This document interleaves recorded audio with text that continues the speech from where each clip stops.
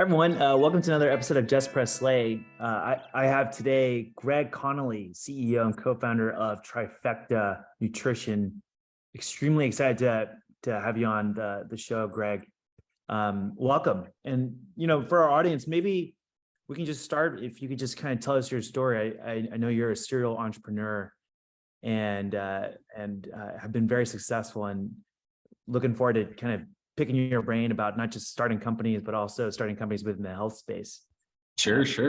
Yeah, absolutely. So thank you for having me on the show, Andrew, and always happy to pay forward any nuggets or knowledge that I've picked up, CEOing for over 20 years now, which is kind of depressing to say, but yeah, Trifecta is my fifth company.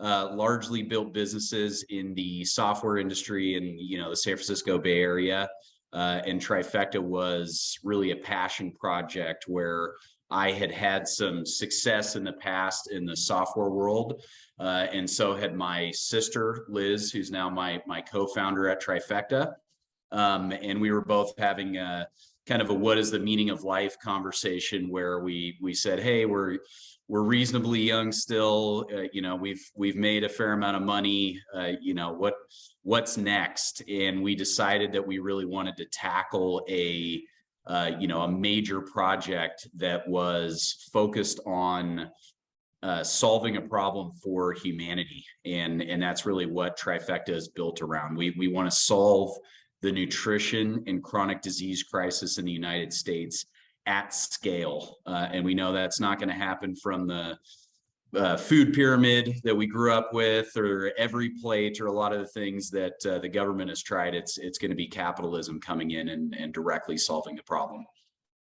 Amazing. And Greg, when you talk about CEOing for 20 plus years now, coming up with the idea for Trifecta, but also starting businesses that are not necessarily, in this particular space, have you seen a through line of things you've learned from your previous stops that have made, Trifecta as successful as it is today? Absolutely. I mean, the knowledge I think you acquire from each business really carries forward. I joke with people that even though I only got a bachelor's degree, I pretty much have a PhD in business at this point. So understanding how to build financial models, understanding operations, sales, marketing, a lot of these various areas of business, I think is very applicable to pretty much any industry at this point. Obviously we've seen people like Elon do it at extremely large scale, taking a map company, spinning that into a bank, and then a car company, and a rocket company, a bunch of other things. So probably the skill set that was most useful for me coming into Trifecta was digital marketing. A lot of entrepreneurs set up websites and they go, wow, now that I have a website live, how do I get people to it and ultimately convert them into being customers? And I think that equation really stumps a lot of entrepreneurs in the beginning. You guys have done a phenomenal job of it with Buoy. You guys are creating a lot of content, which is driving a lot of traffic. We do the same thing at Trifecta, mostly focused on nutrition and type 2 diabetes, various other things. And then, of course, running paid media, working with influencers, a lot of other things that really drive our digital marketing engine. Awesome. Actually, Greg, that's so interesting you say that. I think a lot about how there's so many. I actually heard another podcast where they talked about how if you think about it, almost all businesses are digital marketing constraints. And so to your point, that's so cool that you kind of isolated that as the secret sauce that you feel like is a huge unlock. Yeah, I think it is a huge unlock for anyone, because the internet is the easiest way to distribute information. So for a business building a brand, if you can become popular on the internet, we've gotten popular on social media. Our Instagram account has 400,000 followers at this point. All the celebrities and celebrity athletes we work with have, I think we counted it in total, and it was over 250 million followers on social media. So we're able to reach a really wide audience. through our brand as well as our partners. And all of that comes down to really understanding digital marketing. And I think that's applicable to any business across any industry, including B2B. I always hear B2B people tell me, oh, well, we sell B2B. And I'm like, well, other CEOs are also people, and they also go on the internet. So there's still a way to sell B2B on the internet as well. I couldn't agree with you more. I'm taking this off on a bit of a tangent, but I just can't help but ask, Greg, Sure. do you have like a favorite channel within digital marketing that you're like, that's your favorite playbook? Or do you have like maybe like a cross section of different plays that you like putting together? Yeah, a number of different strategies. It's a great question, and I'm an extreme digital marketing nerd at this point. So I really actually find joy in a lot of the areas. But I think if I had to pick one, I think SEO is probably the most interesting because it's very data driven. It's constantly changing, you know, in the rankings, and it's not just like, hey, did I get this article to rank #1 on Google?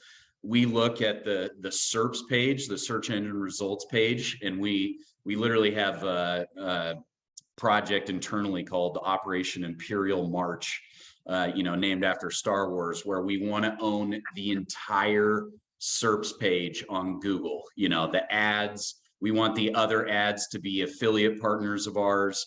Then we want, like, you know, the first place on Google, and then second, third, fourth, fifth, we all want to be affiliate partners of ours. We want the map, the images, like literally everything, total takeover of Google. And that's what allows us to drive tens of millions of monthly unique visitors to the website every year, as we have that domination of search in the particular areas that we focus on. So if I had to pick one, I would probably say SEO, with social media being a close second. Yeah, I love SEO. That's also my favorite strategy within digital marketing. Opinion question: do you see social as something that is additive to SEO? Is like in your mind, is there a feedback loop between the two, or do you like running them in parallel as like totally independent things? I think there is starting to be SEO on social. So a lot of people are running searches on TikTok for specific things. Like in our industry, recipes happen to be very popular searches on TikTok compared to Google. I'm sure you've interacted with a recipe article on Google and you have to scroll like 10 pages to get down to the actual recipe because they've search engine optimized the recipe. But yeah, I think it can definitely be additive. And obviously for brand keywords, you know, if someone searches for Trifecta directly, we want to be, you know, all of the things I mentioned, the ads, you know, the brand website, et cetera. But we also want our social to show up, you know, probably on the first page of the SERPs as well. And you've got better odds of doing that if you've got really popular social profiles. And then of course, you know this, Andrew, like perfect schema on your website. I think people underestimate the importance of getting the schema right. And I actually went on a podcast with SEMrush, who's like one of the bigger SEO tracking websites. And the first thing they did was like, well, let's look at your schema and see areas that we can improve. And they got like few pages into it and they were like, Jesus, you guys have perfect schema. This is the first time we've ever seen this. Wow. But I think it really does have a huge impact on you know, your ranking in general. So yeah, long answer short, I do think social can have a big impact on SEO if you utilize it right, and if you have really strong profiles that will rank for your branded keywords, so people can really learn more about the brand. Because, you know, as you and a lot of other entrepreneurs have learned now, multi-touch attribution is really the key in marketing.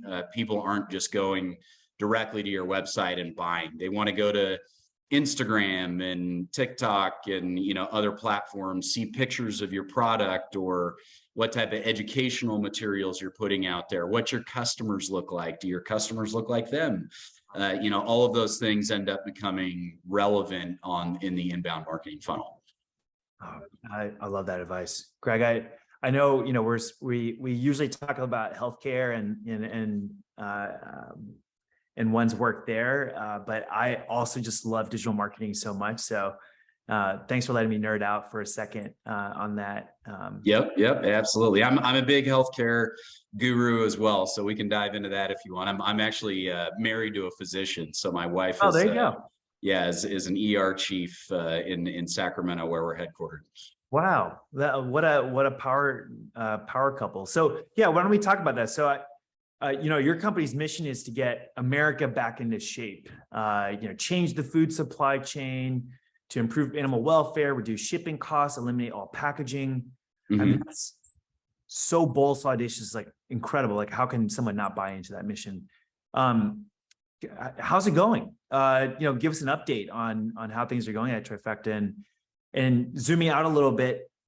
What would you say your five-year plan is going forward? Yeah, absolutely. Yeah, I mean, we started the business with the thesis that we wanted to have a huge impact on chronic disease. I mean, you guys are in the healthcare world, the core of most chronic disease is driven by nutrition. I mean, we're now at a point where we've got, roughly 40 million type 2 diabetics in the United States. And the top killers are things like heart disease, stroke, all kinds of other nutrition related diseases in general, whether it's type 2 diabetes or otherwise. And we wanted to actually build a large scale sustainable solution for them that could not only be consumer facing, which is what we launched with, but also get to a point where we could have really an outpatient nutrition solution.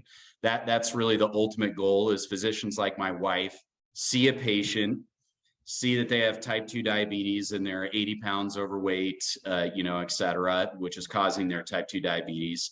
And they're able to write a prescription for some sort of diabetes medication, insulin, et cetera, but also write a prescription for outpatient meal delivery. Maybe it's, for someone with diabetes, maybe it's paleo or, some other low carb option. Maybe it's keto, who knows? So we've actually worked with Harvard, Stanford, Cedars-Sinai, Arkansas Children's Hospital, a whole bunch of different clinical trials that are NIH funded to really kind of test this model of, how do we impact people's hypertension or type 2 diabetes if we put them on a controlled outpatient diet for a large period of time. So Trifecta is still relatively young. We just hit our 7-year anniversary a few months ago, which, seems like a lifetime, but it's still a relatively short period of time. But we scaled very rapidly. I mean, we reached 100 million in ARR in our first 5 years. So wow. We grew really, really quickly, and that's because there's really strong demand for a total nutrition solution like we're able to provide. We're not shipping you a meal kit or something else. It's fully cooked food. All you have to do is put the food in an air fryer for a couple minutes or a skillet for a couple minutes, even the microwave if you want, and boom, you're eating healthier than you ever have before. So we've fed over 350,000 Americans at this point, which we've got a ways to go before we hit 180 million adults, but we are making an impact. We get tens of thousands of success stories of people that are off their diabetes meds, their A1C hemoglobin has returned to normal, all of these things that you guys in the healthcare world would say, hey, you've had a huge material impact on this person's health, because they're changing their diet. So yeah, we knew we had to start small. I see 100 million in revenue as like we're stepping into the big leagues, but we want to scale it up into the multi-billions, so we're able to really truly have a large scale impact on America's nutrition. Wow, that's incredible. Incredible growth. Congratulations, Greg. That is not easy whatsoever. And as I mentioned, that's such a bold and powerful mission. Speaking of scale, I think one of the strategies that we haven't talked about is your partnership strategy. Whether that's the PGA, CrossFit, UFC, National Academy of Sports Medicine.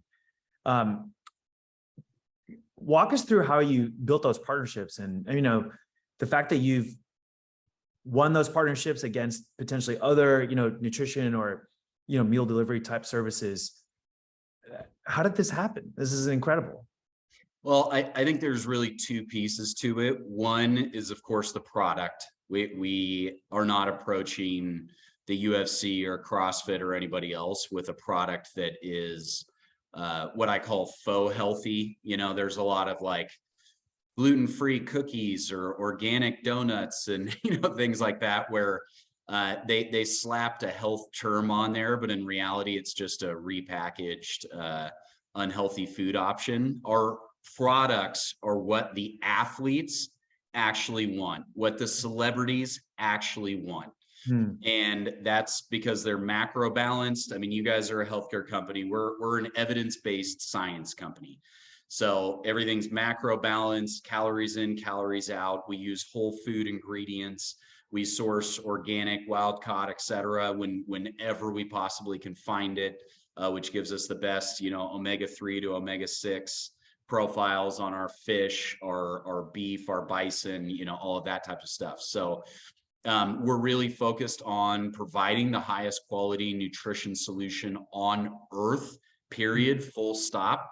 And that's what I think initially was intriguing to people like Dana White and the UFC. When I first met Dana in, I think it was 2016 or 2017, one of our investors, UFC Hall of Famer Uriah Faber, who I host the Cali Cast with, walked me, straight up to Dana and was like, Dana, this guy has the solution to your weight cut problem.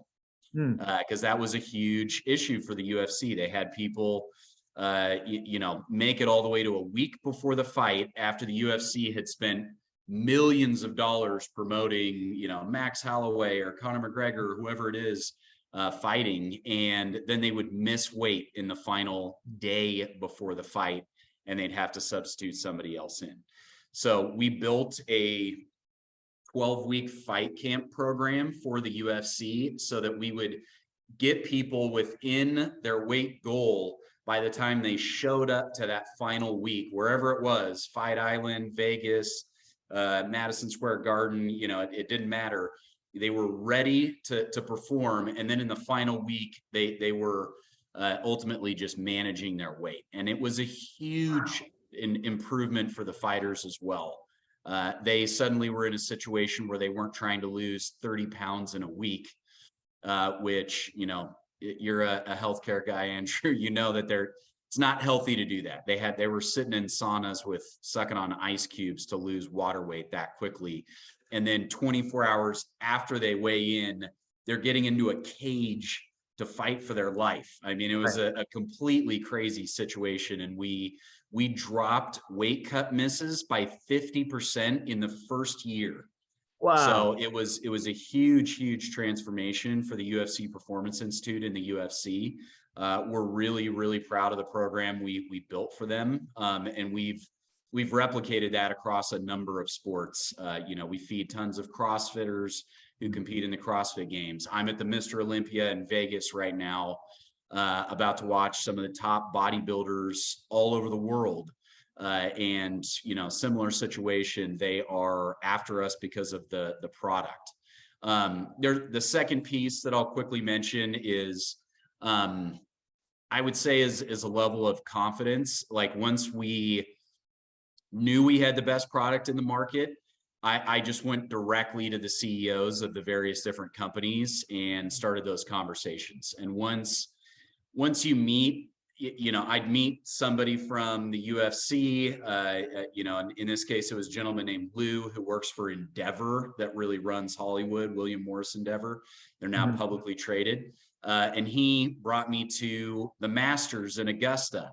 So I'm partnering in the celebrity party house, or partying in the celebrity party house with all the UFC and Endeavor guys. And of course, the PGA team is there as well. So then I meet a bunch of the PGA people and say, hey, look what we're doing for the UFC. We could totally do the same thing for the PGA.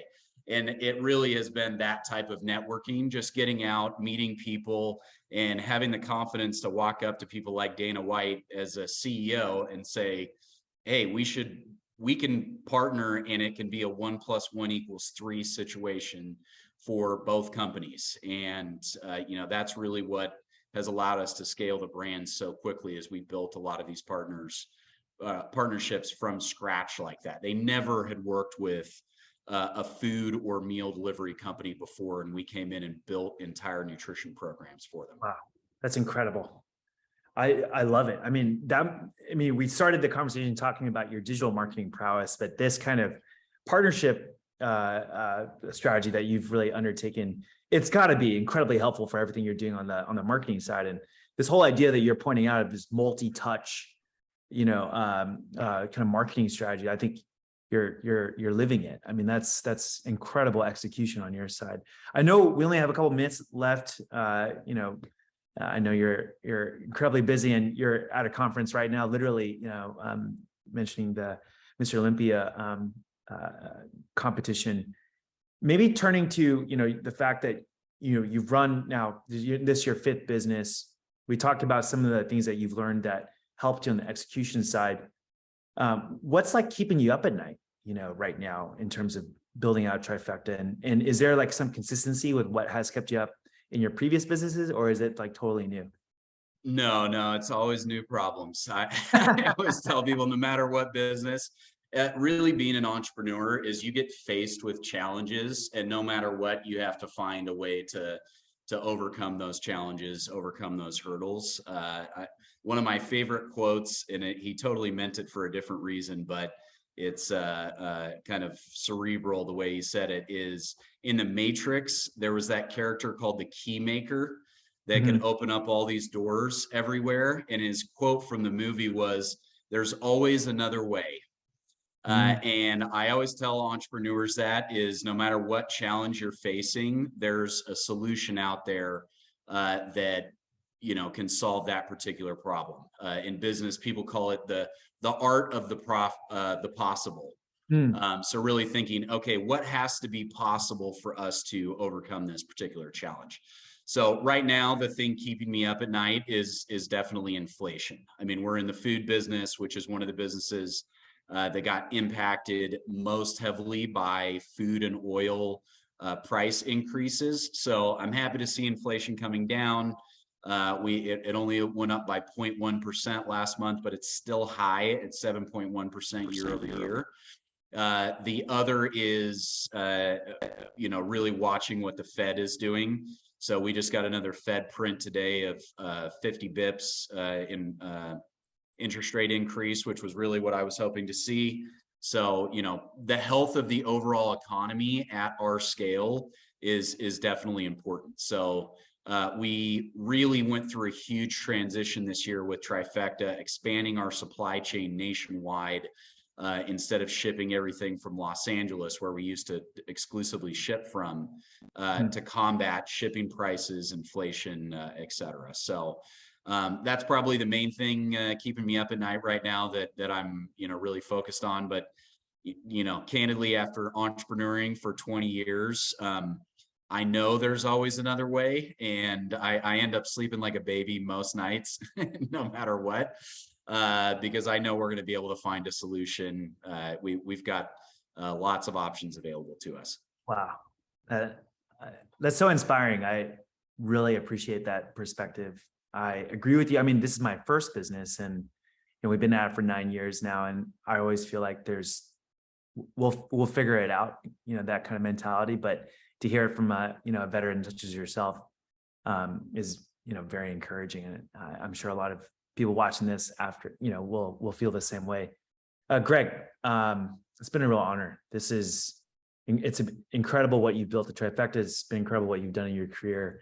It's really cool to see the impact that you're making on society. And we're really excited to be partnering with you. Really, really honored to do that. And thanks for joining our little vlog here on Just Press Lay. And you have a great conference. Yep, absolutely. Thank you for having me, Andrew, and appreciate you spreading the gospel to other entrepreneurs and inspiring entrepreneurs. You've been an entrepreneur for a while now, as you, I'm sure, have seen through this podcast you're running, it is really important to pay it forward and, continue to help the next generation of entrepreneurs. They're the ones, building the future alongside of us. So appreciate everything you guys do. We're excited about the partnership as well, and really look forward to the future ahead. Thank you, Greg. Have a good one. Thanks. You too.